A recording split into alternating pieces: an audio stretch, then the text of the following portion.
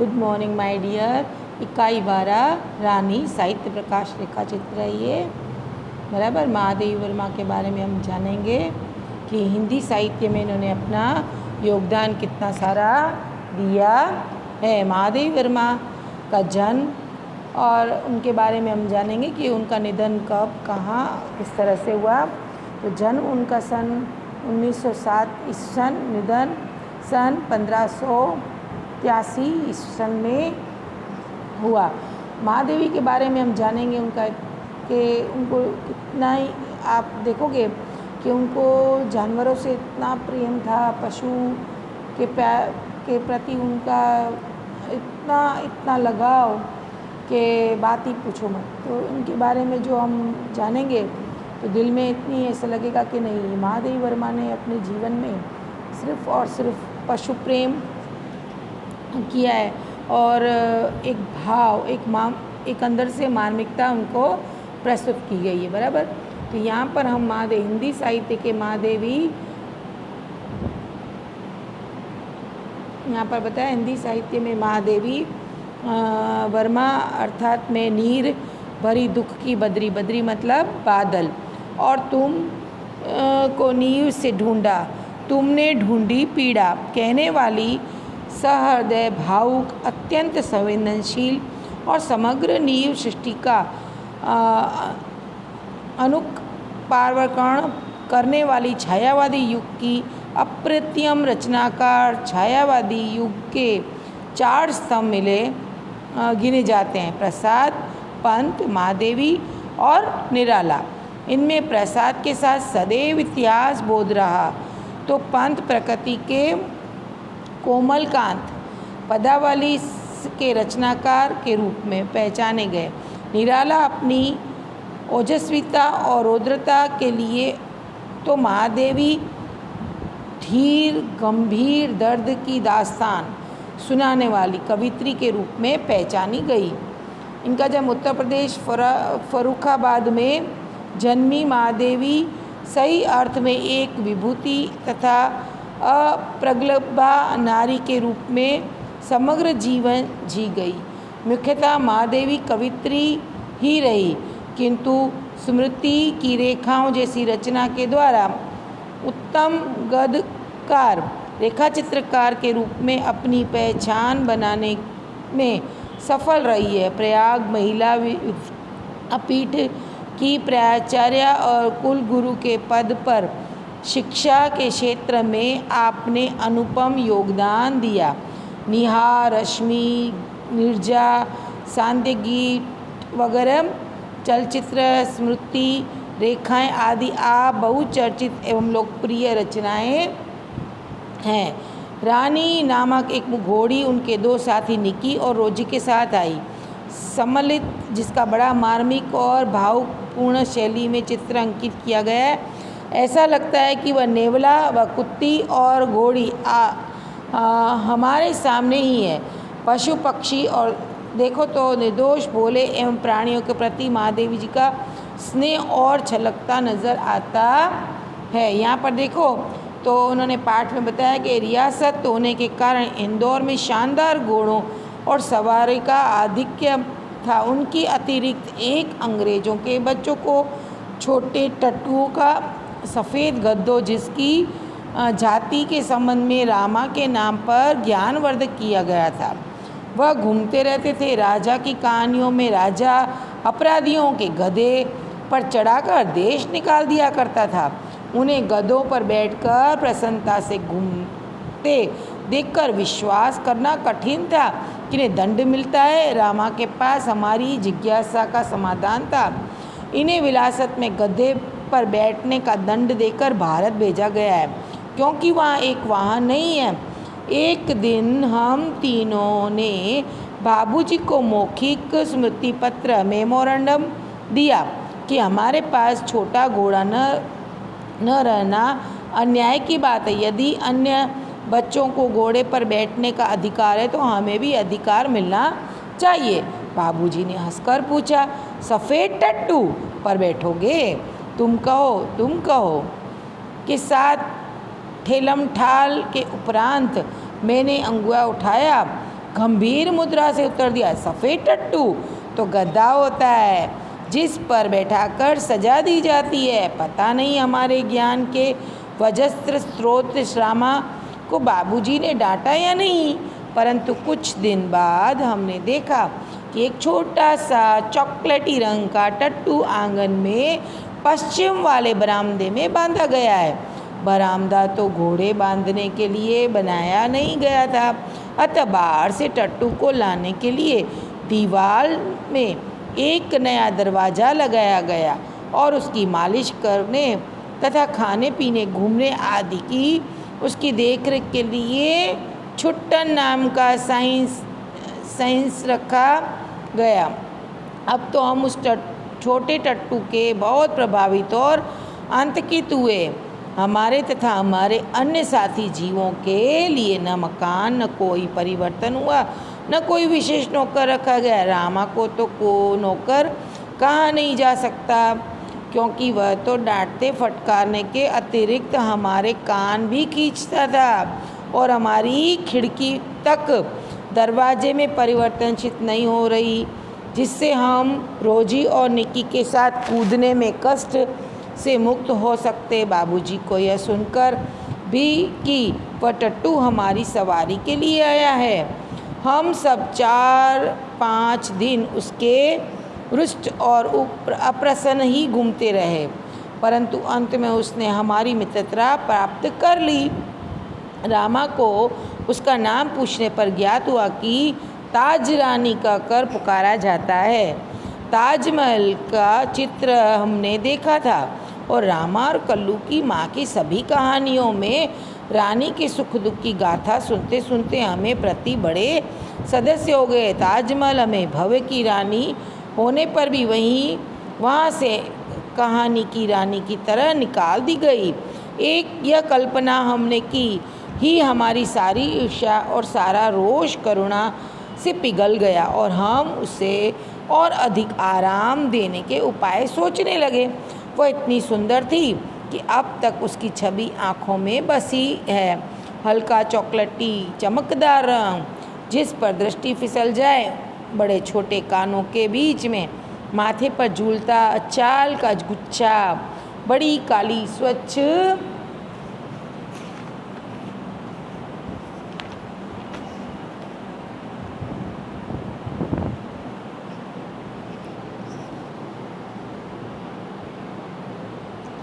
वह इतनी सुंदर थी कि अब तक उसकी छवि आँखों में बसी थी। हल्का चॉकलेटी रंग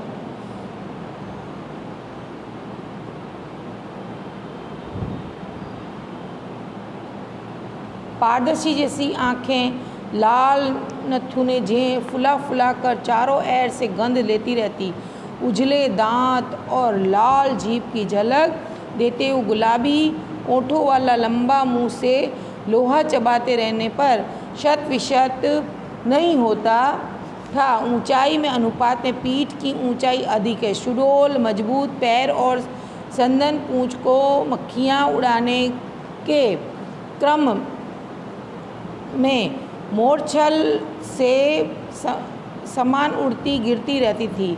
उस समय यह सब समझने की बुद्धि नहीं थी, परंतु इतने दीर्घ काल के उपरांत ही स्मृति पट पर वे रेखाएं ऐसे उभर जाती है जैसे किसी अदृश्य स्याही में लिखे अक्षर अग्नि के ताप से प्रत्यक्ष होने लगते हैं। बराबर हम बार बार सोचते हैं कि वह कुछ और छोटी क्यों न हुई होती तो हम रोजी और निक्की के समान उसे भी अपने कमरे में रख लेते।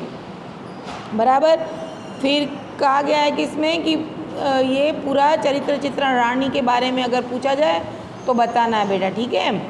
तो हमको ये ध्यान रखना है। बराबर हम बाहर सोचते हैं कि फिर रानी ने अपने कमरे में ले जाना संभव नहीं था। वहाँ अस्तबल बना हुआ बरामदा के बाहर कार्यालय बना। बरामदा घोड़े के बांधने के लिए तो बना नहीं था, अतः उसकी दीवार पर एक खुली अलमारी और कई आते चाक थे। उन्हीं के हमारा स्वेच्छा विस्थापित और शरणार्थी खिलौनों का परिवार स्थापित होने लगा।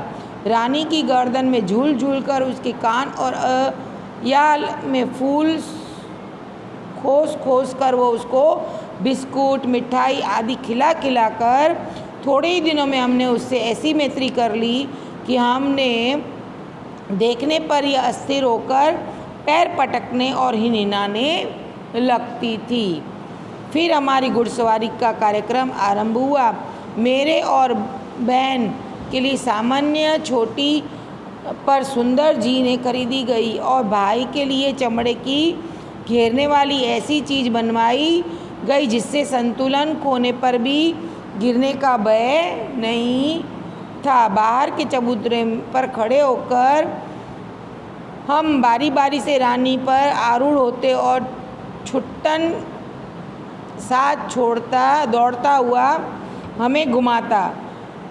सवेरे भाई बहन घूमते और स्कूल के लौटने पर तीसरे पर या संध्या समय मेरे साथ यह कार्यक्रम दोहराया जाता।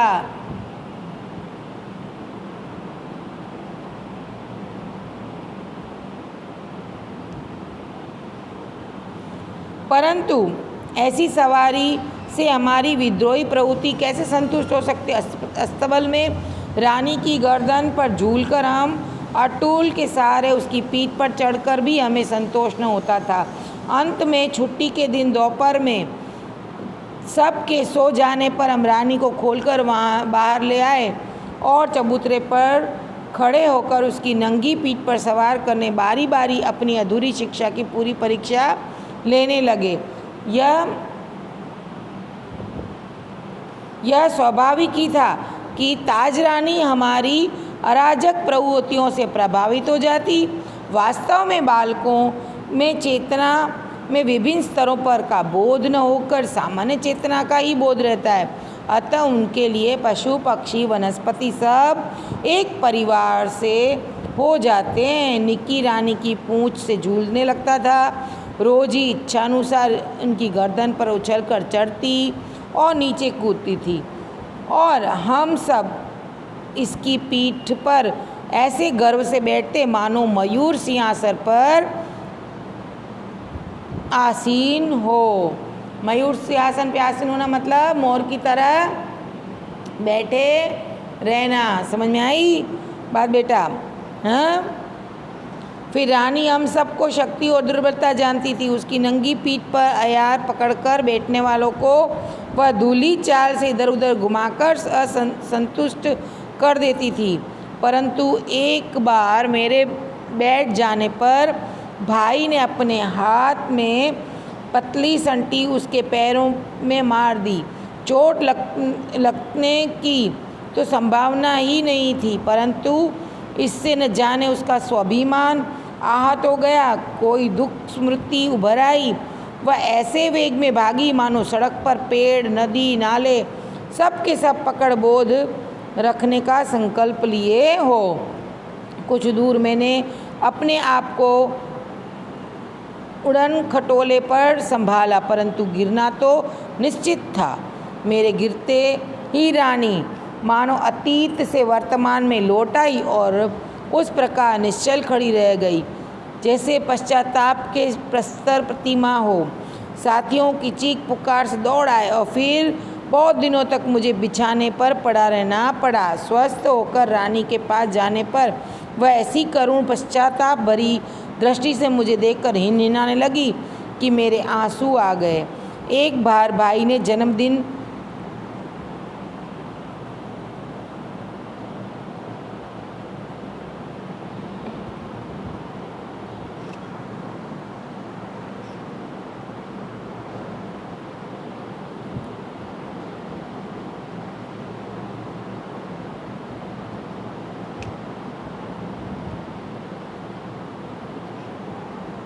एक बार भाई के जन्मदिन पर रानी ने उनके लिए सोने के कड़े भेजे।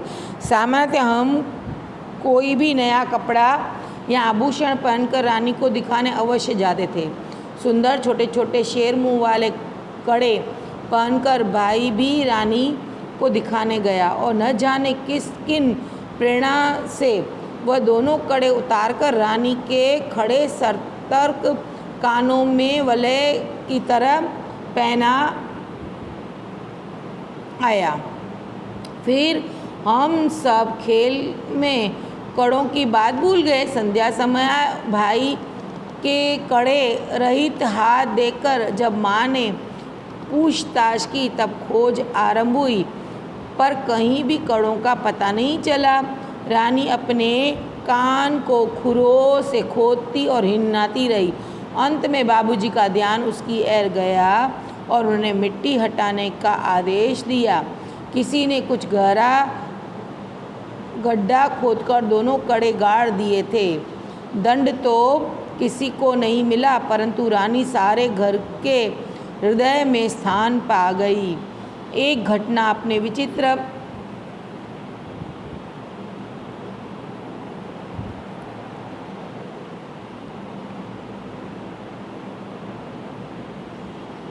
इतनी विचित्र में स्मरणीय।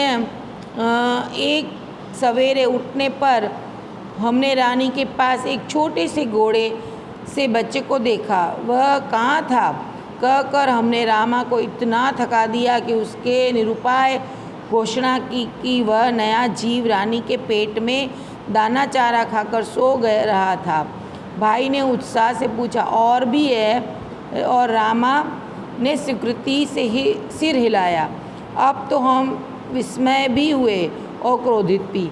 ये छोटे जीव कोई काम धाम नहीं करते और हमको पीठ पर बैठाकर दौड़ने वाली रानी का दाना चारा स्वयं खाकर उसके पेट में लेटे रहते हैं। भाई ने कहा, रानी का पेट चीरकर हम कम से कम एक और बच्चा घोड़ा निकाल लें, तब बच्चे घोड़े पर वे छोटे बहन भाई बैठेंगे और रानी मेरी सेवा में रहेगी। प्रस्ताव मुझे भी उचित जान पड़ा, पर जब हम एक दोपहर को वह कहीं से शौक काटने का चाकू ले आया, तब मेरे साहस ने जवाब दे दिया। एक और भी समस्या की एर ध्यान गया। आखिर हम रानी के पेट सिएंगे कैसे? माँ की महीन सी सुई से तो सीना संभव ही नहीं था। टाट सीने का बड़ा सूजा रामा अपनी कोठरी में रखता था, जहाँ हमारी पहुँच नहीं थी। कुछ दिनों के उपरांत जब रानी का अश्व शिशु कुछ बड़ा होकर दौड़ने लगा, तब हमें न अपना क्रोध समय रहा और न प्रस्ताव।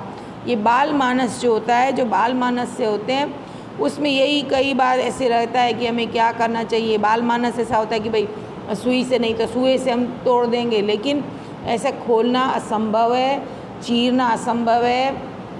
कई बात बाल मानस के बाल्य अवस्था में हम कई ऐसा सोच लेते हैं, लेकिन वह संभव नहीं होता है। इसलिए कि जानवरों के साथ का जो लगाव होता है वो आत्मीयता होती है, वो भावुक होते हैं, वो हमारे साथ बहुत ज़्यादा अटैच हो जाते हैं और हमारे साथ इतनी फीलिंग रखते हैं कि वो हमारी हर बात में हमारे साथ रहना पसंद करते हैं।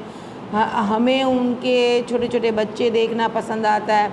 इसलिए पशु पक्षियों के साथ मानव का जो अटूट जोड़ है वो हमेशा रहता है।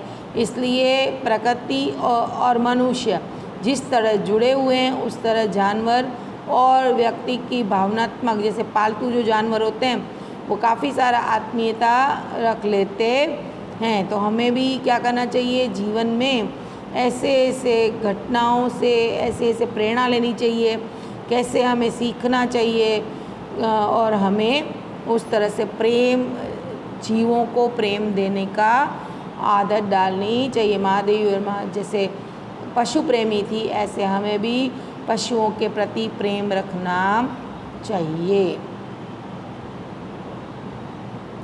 महादेवी वर्मा के बारे में हमने काफ़ी सारा जाना, उनके जीवन के बारे में हमने जाना कि किस तरह से वह पशु प्रेमी थी और किस तरह से वो उनको पालन पोषण करती थी। बराबर, ये एक छोटा सा रेखा चित्र है जो आपको ये समझूती आ गई होगी। मस्त ये पाठ है, बहुत ही अच्छा है कि किस तरह से रानी उनके घर का एक सदस्य बन जाती है, किस तरह से एक बच्चे का जन्म देती है। बराबर जो निक्की है वो नेवला और उनकी किस, अब यहाँ पर हम शब्दार्थ देखोगे, बद्री, बादल, अनुकंपा, दया, भावना, प्रकट, रियासत, राज्य, ठेलम ठाल चलना, विलास ब्रिटेन विस्थापित स्थान से छूट हुआ, स्तबल घोड़ों का आवास, अया लगाम भागदौड़, संटी सोटी बरामदा बरगंडा। बराबर। आँखों में या मुहावरे हैं, आँखों में बसना, हृदय में समाना, जवाब देना, अंत हो जाना, नष्ट हो जाना। ये सारा अपने को ये काम करना है। मैं क्वेश्चन आंसर भेजूँगी, वो भी आपको लिखने हैं।